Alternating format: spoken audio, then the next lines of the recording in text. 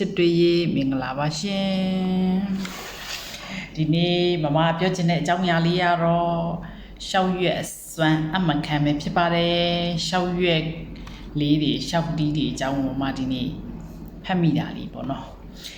မမအိမ်မှာအားနေတဲ့အချိန်ကျတော့ကျမကြီးစာလေးတွေဖတ်ရှာပြီးတော့ဖတ်ကြည့်နေတာပေါ့နော်အဲ့ဒီတည်းကရှောက်ရွက်အကြောင်းကိုဒီနေ့ဖတ်မိလိုက်တဲ့ခါကျတော့ချစ်တွေပြန်ပြီးတော့မျှဝေတာပေါ့နော်ချစ်တချို့တွေလည်းသိမှာပါတချို့ကြပြန်တော့လည်းမသိတဲ့လူလေးတွေရှိသေးရပေါ့နော်ဟုတ်တယ်နော်မသိတဲ့လူတွေလည်းမှတ်သွားပေါ့သိတဲ့လူတွေကြပြန်တော့လည်းမမဘာလေးတွေဆိုလို့ရှိရင်အဲ့ဒါလည်းပျောက်ကင်းနေတယ်ဘာလေးအတွက်ကောင်းနေဆိုတာလေးလည်းထပ်ပိုးပြီးတော့ထပ်လောင်းပြီးတော့ပြောပြအောင်ပေါ့နော်အင်္ဂါရှောက်ရွက်ကြီးစားကြီးတွေမှာကြီးတွေနော်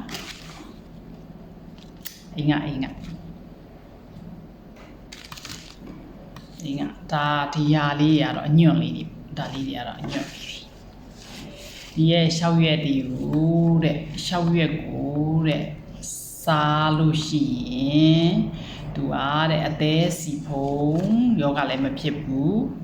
ပြီးတော့နှလုံးအစီပိတ်တာဒီဖြတ်တာတွေကိုလည်းကာကွယ်တယ်ဆိုပြီးတော့မမဖတ်ထားတယ်အဲ့ဒါလေးတွေပေါ့ပြီးတော့အဲ့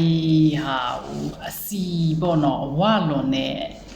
လူတွေရှိရလေအဲ့အဝလွန်တဲ့အစီတွေများတဲ့လူတွေကြပြန်တော့လေတဲ့ပလင်းတစ်လုံးထဲမှာ6ရက်9ရက်10ရက်ကိုထည့်ပြီးတဲ့အခါရေးချက်အိမ်မို့လို့ရှိရင်ရေတန့်ထည့်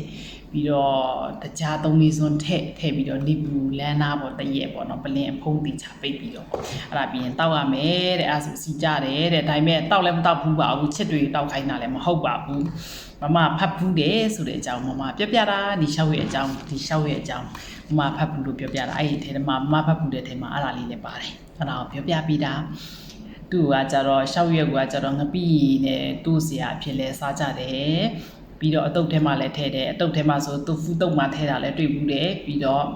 စိတ်သားထုတ်ထိုးမဲသားထုတ်ထိုးမှာလည်းတုပ်တာလည်းတွေ့ဘူးတယ်ပြီးတော့အဲ့ရဲ့ဟီးထဲမှာလည်းပေါ့စိတ်သားထုတ်ထိုးဝက်သားထုတ်ထိုးတစ်ဆိုင်ဆိုအဲ့ဟီးထဲမှာလည်းပါလေးပြီးတော့ထည့်ပြီးတာလည်းတွေ့ဘူးတယ်လေတောက်လည်းတောက်ဘူးပါတယ်အဲ့လိုမျိုးပေါ့အဲ့ခါကျတော့သူကကိုစားလို့ရှိရင်တဲ့စိတ်ဖိစီးမှုတွေလည်းတဲ့ဟိုပါပေါ့ရှော့ကြတယ်လို့လည်းပြောတယ်ဘမစာထဲမှာဖတ်ပြီးတော့6ရက်ကိုလေရွက်ကိုခွက်ထဲမှာထည့်ပြီးတော့ရင်သွေးနဲ့စိတ်ပြီးတော့ငါတောက်ကြည့်တယ်အရန်တော့ခါတယ်စင်သုံးမနွယ်တို့ပြီးတော့မြင်းခွာရွက်တို့အဲ့လိုမျိုးခါတယ်လို့ပဲသူလည်းအရန်ခါတယ်ခါနေရပဲမအဲ့ဒါလေးတော့တောက်ကြည့်ဘူးလေချစ်တွေအဲ့ဒါပြောပြတာချစ်တွေလည်းတည်တလောက်မမအောင်ပြောပြပေးဦးကောင်းတော့နေပါ